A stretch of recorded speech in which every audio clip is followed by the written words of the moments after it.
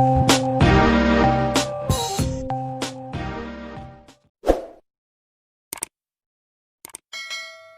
friends, I am Mallar Shinde and you are watching Shinde's Class YouTube channel. Today's video is about future tense and this one is first video of future tense and also ninth video of tense series. So let's learn simple future tense. Simple future tense means साधा भविष्य काळ. साधा means what कसा?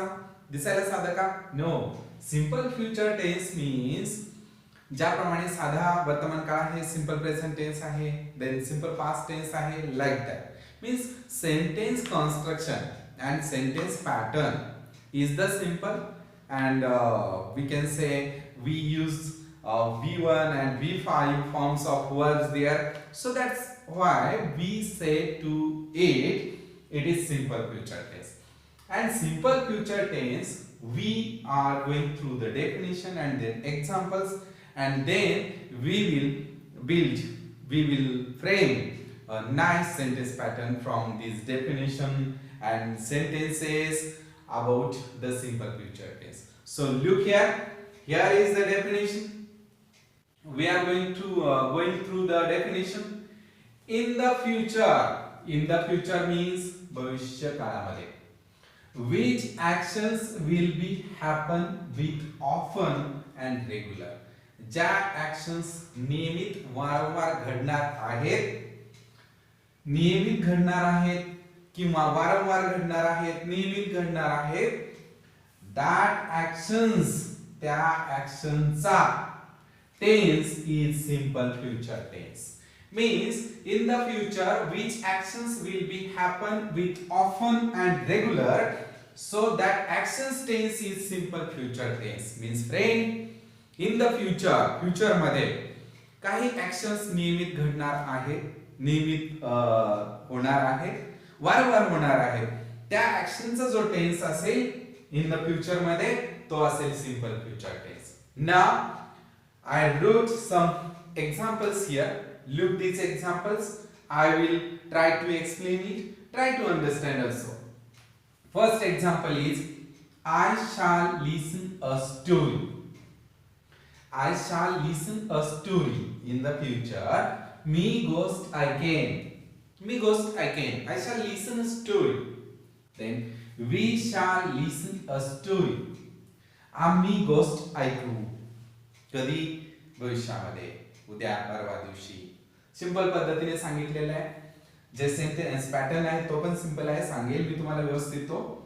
Then next example is you will listen a story. तू गोष्ट ऐकशील.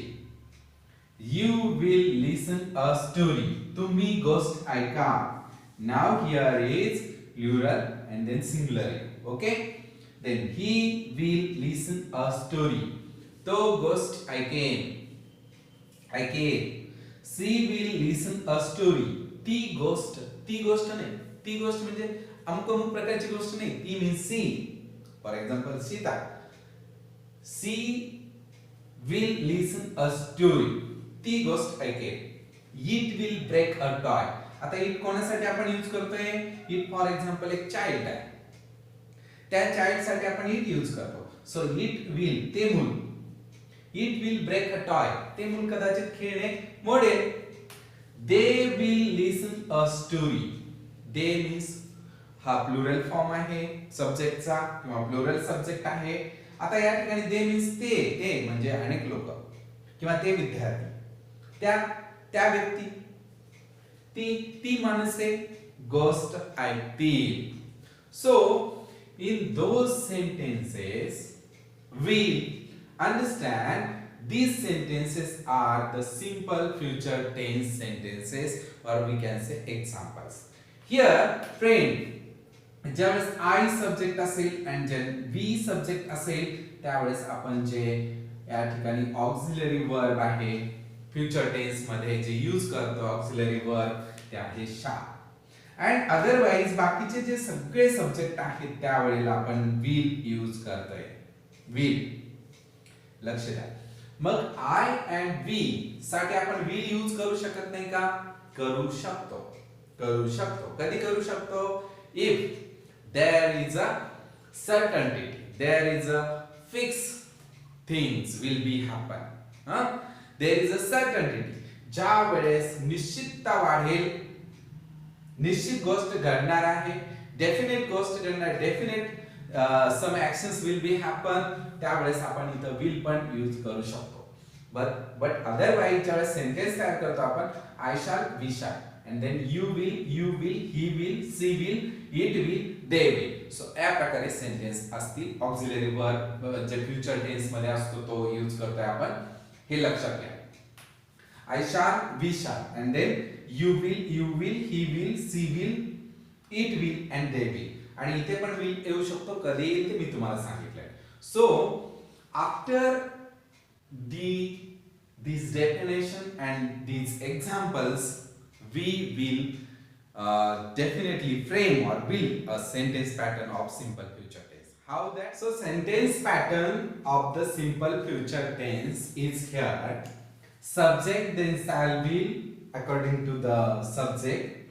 Then main verb, especially first form of the first form of the verb, and then object.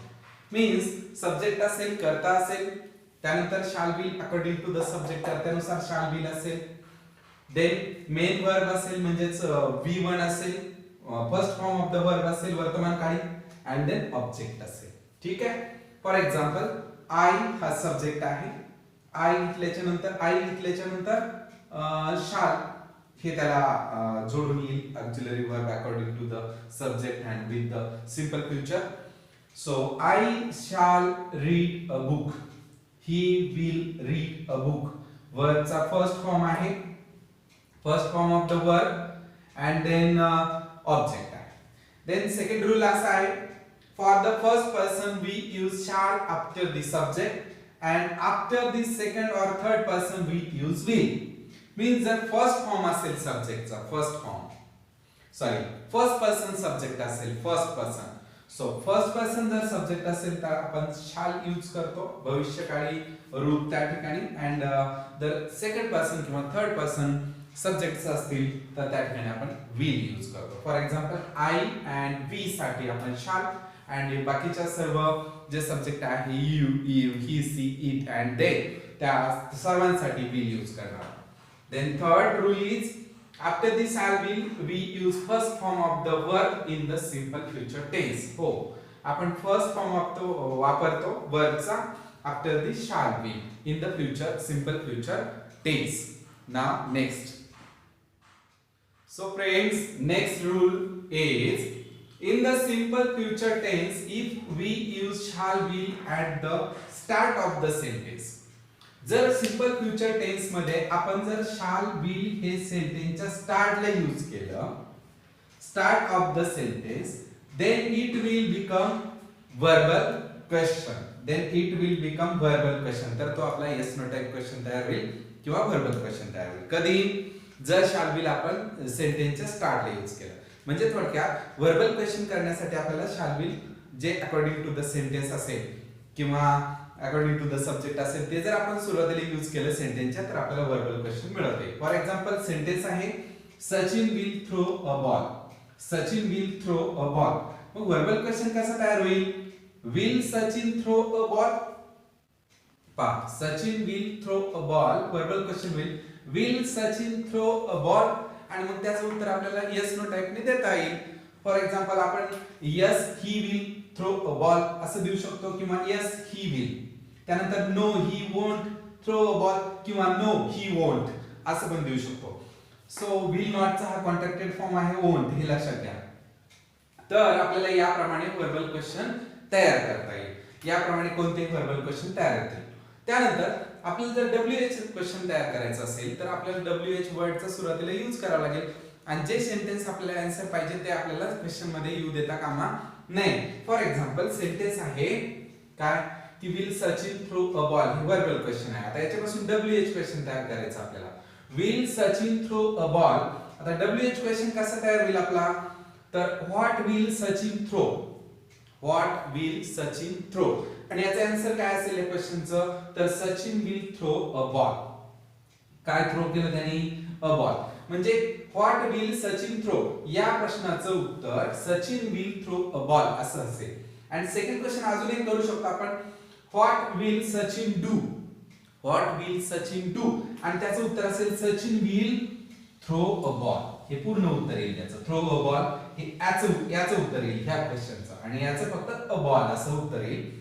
पूर्ण वाक्य ते आपण या प्रकारे घेऊ शकतो, म्हणजे उत्तरांचा आपण अभ्यास केला पाहिजे. सो फ्रेंड्स, या प्रकारे आपण व्हर्बल क्वेश्चन्स आणि WH questions in the simple future tense मध्ये यूज करतो. आता याच्यात लक्षात घ्या की आपण इथं V1 आहे, इथं पण V1 आहे, आणि अकॉर्डिंग टू द सब्जेक्ट आपण विल चा आणि शाल चा यूज केलेला आहे. तर सिंपल फ्युचर मध्ये ते महत्त्वाचं आहे की V1 महत्त्वाचं आहे, शाल विल महत्त्वाचं आहे, आणि सेंटेन्स पॅटर्न नुसार आपण या ठिकाणी क्वेश्चन पण तयार केलेले आहेत. So now next rules. Friends, if we use main verb of shall be and will बी, जर आपण शाल बी आणि will be as a main verb म्हणून यूज केलं सेंटेन्स मध्ये, शाल बी आणि विल बी हे टू बी चे भविष्यकाळी रूप आहे, आणि टू हॅव चे भविष्यकाळी रूप कोणते आहेत, शाल हॅव आणि विल हॅव. आपण पाहतोय शाल बी विल बी, तर शाल बी अँड विल बी हे टू बी चे भविष्यकाळी रूप आहे, ते लक्षात घ्या. आणि त्यांचा यूज जर आपण मेन वर्ब म्हणून सेंटेन्स मध्ये जर केला, मेन वर्ब म्हणून, तर त्या सेंटेन्स मध्ये दुसरं मुख्य क्रियापद घेण्याची गरज नाही. म्हणजे कारण आपण शाल बी अँड विल बी यांचाच आपण मेन वर्ब म्हणून यूज करतो आहोत सेंटेन्स मध्ये, त्यामुळे दुसरं क्रियापद त्या ठिकाणी घेण्याची गरज नाही. असेल तर ठीक, परंतु हे पण अर्थपूर्ण करू शकतात, म्हणून मेन वर्ब हेच आहे, दुसरे क्रियापदाची गरज नाही. मग अशा प्रकारचे सेंटेन्स असर्टिव्ह सेंटेन्स म्हणजे विधानामध्ये कशा प्रकारचं असेल, टू बी चं जे आपण शाल बी आणि विल बी रूप वापरल्याच्या नंतर, तर I shall be happy, I shall be happy, he will be happy. तर या ठिकाणी शाल बी आणि विल बी हे मेन वर्बचं काम करतात, या ठिकाणी दुसऱ्या वर्बची गरज नाही इन द असर्टिव्ह सेंटेन्स मध्ये, विधानात्मक वाक्यामध्ये. देन सेकंड आहे interrogative sentence. Interrogative sentence means प्रश्नार्थक वाक्य. प्रश्नार्थक वाक्यामध्ये दोन प्रकार पडतात, आता तुम्हाला माहिती आहे, व्हर्बल क्वेश्चन आणि WH क्वेश्चन. आता यामध्ये जर आपण शाल बी आणि विल बी चा यूज केला तर सेंटेन्स कशा प्रकारचे होतील, शाल I be happy question, will he be happy question. Then WH, how shall I be question, how will he be question. So verbal questions आणि WH questions सुद्धा आपण shall be and will be चा use करून करू शकतो. ते या प्रकारे होतील, shall I be happy, will he be happy, how shall I be, how will he be, like that. याप्रमाणे इन द इंटरोगेटिव्ह सेंटेन्स मध्ये शाल बी आणि विल बी चा ऍज अ मेन वर्ब म्हणून जर यूज केला तर या प्रकारे सेंटेन्स तयार होतील. अँड देन निगेटिव्ह सेंटेन्स मध्ये कशा प्रकारचे सेंटेन्स तयार होतील, तर आय शाल नॉट बी हॅपी, आणि शाल नॉट चा कॉन्ट्रॅक्टेड फॉर्म तुम्हाला माहिती आहे, shan't, I shan't be happy. त्यानंतर he will not be happy, he will not be happy, आणि विल नॉट चा कॉन्ट्रॅक्टेड फॉर्म काय आहे, won't. So he won't be happy, he won't be happy. So friends, if shall be and will be main verb म्हणून जर आले तर दुसऱ्या क्रियापदाची गरज नाही, ते वाक्याचा अर्थ पूर्ण करू शकतात, आणि त्यावेळेला असर्टिव्ह सेंटेन्स, इंटरोगेटिव्ह सेंटेन्स आणि निगेटिव्ह सेंटेन्स मध्ये या प्रकारे बदल होतील, या प्रकारे एक्झाम्पल्स असतील. So friends, next friends, if शाल हॅव अँड विल हॅव हे काय आहेत, टू हॅव चे भविष्यकाळी रूपे आहेत, shall have and will have. And जर shall have and will have as a main verb असेल सेंटेन्स मध्ये, तर देन काय, तर त्यावेळेस सुद्धा बाकी दुसऱ्या वर्बची गरज नाही अर्थ पूर्ण करण्यासाठी, किंवा गरज नाही, शाल हॅव अँड विल हॅव ते काम पूर्ण करू शकतात. Shall have, will have as a main verb म्हणून त्या सेंटेन्स मध्ये आलेले असतील तर. आणि शाल हॅव अँड विल हॅव हे कोण आहेत, तर टू हॅव चे भविष्यकाळी रूपे आहेत. Okay, in the assertive sentence मग सेंटेन्स कसं तयार होईल, तर I shall have a book, he will have a book. Interrogative sentence मध्ये कसं होईल, तर वर्बल क्वेश्चन होईल, कसा, shall I have a book, will he have a book. WH question कसा तयार होईल, what shall I have, what will he have. या प्रकारे वर्बल आणि WH क्वेश्चन तयार होतील. आणि निगेटिव्ह सेंटेन्स कसे होतील मग, तर निगेटिव्ह सेंटेन्स होतील I shan't means shall not. I shan't have a book. He won't will not. He won't have a book. So friends, if shall have and will have as a main verb म्हणून sentence मध्ये आले तर assertive sentence मध्ये I shall have a book, he will have a book. Interrogative sentence मध्ये verbal shall I have a book, will he have a book. WH question, what shall I have and what will he have. and negative sentence मध्ये I shan't have a book and he won't have a book. या प्रकारे sentence होतील. आणि last आहे going to चा use in the future tense मध्ये कसा करतात. So look here. So friends, if going to is in the sentence, then we can understand it is simple future tense. Means going to चा use जर sentence मध्ये असेल तरी सुद्धा आपण सिंपल फ्युचर टेन्स आहे असं समजू शकतो.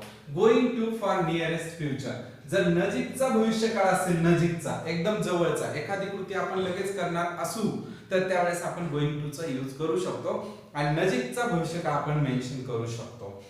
Means use after the to be forms. जे टू बी चे फॉर्म्स आहेत एम इज आर आहे तर त्या टू बी च्या फॉर्म नंतर आपण गोइंग टू चा यूज करू शकतो आणि नजीकचा भविष्यकाळ मेन्शन करू शकतो. For example, I am going to write a letter. So I am going to write a letter. I am going to is equal to shall.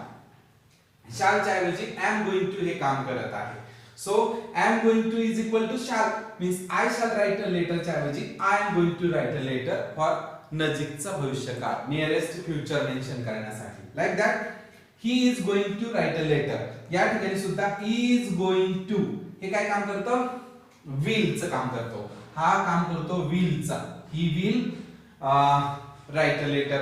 So he is going to write a letter. नजीकचा भविष्यकाळ mention करण्यासाठी, ओळखण्यासाठी किंवा नमूद करण्यासाठी जर is going to चा use होऊ शकतो. आणि गोइंग टू जर सेंटेन्स मध्ये असेल तर त्या ठिकाणी आपण समजू शकतो की हे सुद्धा सिंपल फ्युचर टेन्सचं एक्झाम्पल आहे. So friends, today we learn about simple future tense, its definition, examples and also rules.